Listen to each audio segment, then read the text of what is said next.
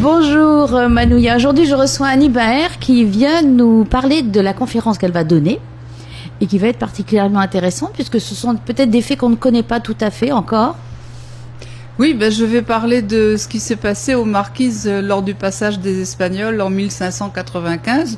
Donc c'est en principe quelque chose d'un peu connu, mais j'ai eu envie d'en reparler parce qu'il est paru au mois de décembre un article dans la presse locale qui évoquait la publication d'un livre par un ambassadeur du Pérou qui déforme complètement, qui invente complètement... Un livre actuel alors? Oui, un livre qui vient de sortir en 2014. Et un ambassadeur actuel? Oui, enfin maintenant il est à la retraite et il s'est recyclé en romancier. Ah, alors oui, donc c'est un roman historique, il a trafiqué la vérité? Il a complètement... il a complètement trafiqué. Alors il parle de quoi?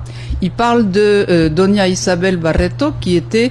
l'épouse de Alvaro de Mendaña, le découvreur, entre guillemets, des Marquises. Et il lui attribue à elle un voyage antérieur, de 3 ans antérieur à celui de son mari, qui était censé ouvrir la porte à une ligne commerciale entre le Pérou et la Chine qui devait passer par les Marquises, alors que les Marquises, personne ne savait qu'elles existaient. Enfin, au Pérou, en tout cas, personne ne le savait.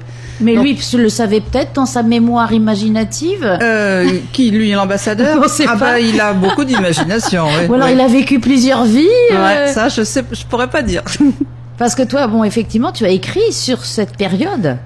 Oui, c'est le noyau de mes recherches pour lesquelles je me suis basée sur les écrits, le journal de bord, les souvenirs du capitaine Quiros, qui était chef pilote lors de l'organisation lors de l'expédition des Marquises en 1595 et qui a fait ensuite un voyage 10 ans plus tard, qui est passé par les Tuamotu, qui a été jusqu'au Vanuatu en 1606. Donc c'est des sources. Oui, c'est avéré. Oui, ça c'est avéré. Moi, j'y étais pas. Je suis obligée de faire confiance à ce qui a été écrit à l'époque. Et effectivement, à l'époque, ils avaient l'habitude d'écrire dans leur journal, et on peut pas dire qu'il y a eu des pastiches ou des choses comme ça.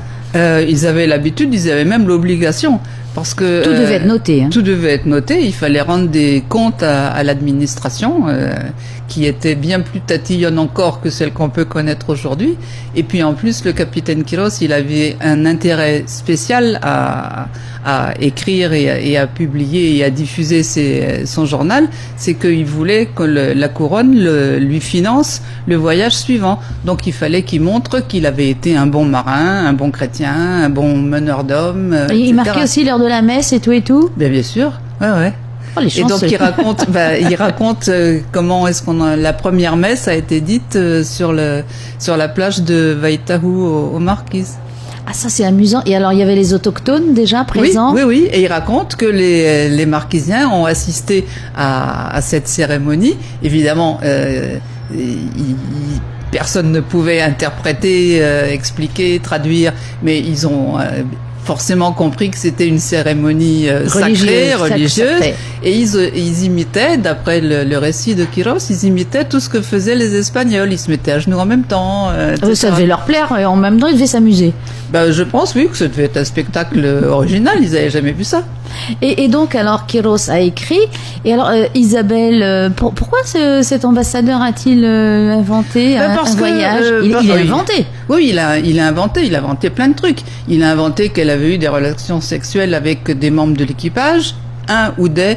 je suis plus tellement sûre du singulier ou du pluriel, qu'elle en avait eu aussi avec des femmes en Mélanésie, que c'était elle qui avait tout financé, et que jusqu'à maintenant ça n'avait pas été divulgué parce qu'il y avait un préjugé pro-européen, et donc comme c'est une péruvienne, pas européenne, elle était victime d'une sorte de censure. Il y avait l'omerta.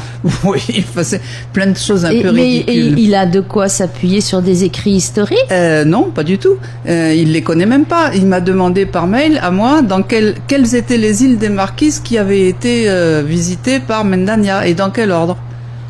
D'accord. Donc c'est un monsieur qui a de l'imagination et qui est très fort pour la com, parce qu'il a réussi quand même. Ah oui, parce que faire parler de lui. Tu as eu l'occasion de lui écrire ensuite. C'est lui qui m'a contacté par l'intermédiaire d'amis communs que nous avons au Pérou. Et donc, moi, quand j'ai appris que ce monsieur venait ambassadeur, j'étais contente de le recevoir et tout. Mais après, quand j'ai vu le contenu de son travail, c'est beaucoup. Et il met que c'est historique, lui. Il écrit pas que c'est un roman. Il joue sur l'ambiguïté. Il dit c'est un roman, mais qui est basé sur des sources historiques. Donc voilà. Donc, bon, et alors, il se vend, il a du succès ce roman? Ah ça, je sais pas. Il a été publié au Pérou et j'ai aucune nouvelle sur le succès du roman. Mais enfin, il prépare une nouvelle, m'a-t-il dit, une nouvelle édition et un deuxième roman qui serait la suite de celui-ci, dans lequel il parlerait du trésor que les Espagnols avaient laissé aux marquises. Parce qu'évidemment, il faut un peu de sexe. Donc elle avait eu des rapports avec les gens de l'équipage. Et puis il faut un peu d'or parce que comme ça fait vendre. Quoi. Oui, je suppose qu'ensuite elle a épousé Quiros. Et puis non, elle n'a pas dans son épousé livre, Quiros. non. Mais d'abord, Quiros était déjà marié. Écoute, vu ce que tu racontes, il a les petites pincées, il a peut-être dû. C'est pas la peine de rajouter, non, mais bon, il écrit des belles histoires. Oui, je sais pas si elles sont belles. Moi, je trouve que la vraie histoire est suffisamment extraordinaire pour l'époque. C'est quand même quelque chose qui s'est passé il y a 400 ans. Oui, donc c'est pas la peine d'en rajouter. Je trouve que ça enlève un peu de. Et alors, du coup, la conférence que tu vas donner, je vais raconter ce qui s'est passé. Alors, tu peux redonner les dates, s'il te plaît. Alors, les dates du voyage à la conférence. Oui. C'est le 31 janvier, la semaine prochaine, à l'université. Donc jeudi. Voilà, jeudi. Dans le cadre des conférences Savoir pour tous, à 18h.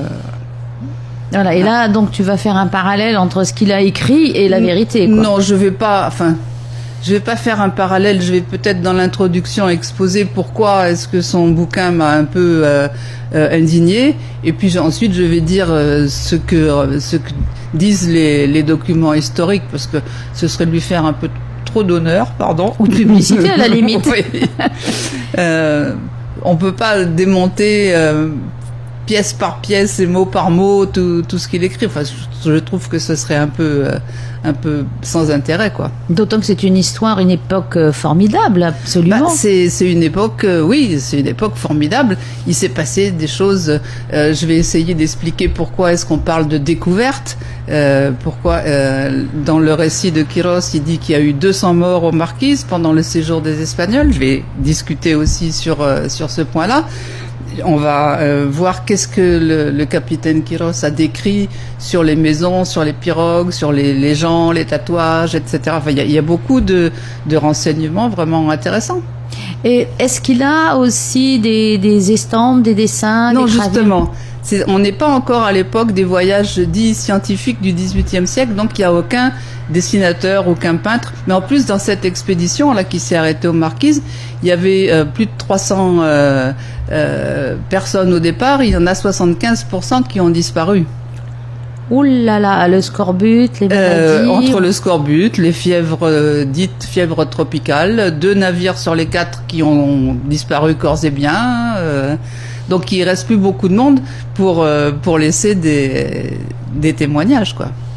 Eh bien, écoute, ça promet d'être une conférence très intéressante. Est-ce qu'il y a un livre qui va avec? Le livre, il est. J'en ai déjà publié plusieurs. J'ai publié la traduction française du récit de Quiros. Ça fait déjà 18 ans, en 2001. C'est publié chez l'Harmattan. Et j'ai publié aussi un livre sur Doña Isabel. Et puis récemment sur le capitaine Quiros. Et bon, après ça, je pense que j'ai fait le tour de la question. Oui, puis on peut pas dire qu'il y a remarque, avec l'ambassadeur, il y a du nouveau, mais c'est pas du vrai.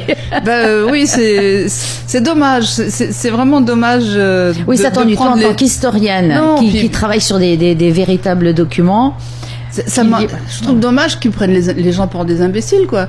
Ils s'imaginent que ça va faire voilà, vendre, oui, il fallait dire carrément, j'ai eu envie d'inventer oui, il le dit sans le dire, voilà. mais il prétend que les gens qui veulent rabaisser Doña Isabel parce qu'il la présente comme la chef de l'expédition. Elle n'a pas été chef de l'expédition. Son mari est mort au Salomon et avant de mourir, il lui a donné la responsabilité civile de l'expédition. Donc elle est devenue ce qu'on appelle en espagnol gobernadora, mais elle n'était pas chef ni des marins ni des soldats. Donc elle n'était pas amiral ni rien de tout ce qu'on a pu dire. Et c'était pas elle qui a dirigé. Voilà, ben comme ça tu pourras nous remettre les pendules à l'heure. Voilà. Je te remercie Annie.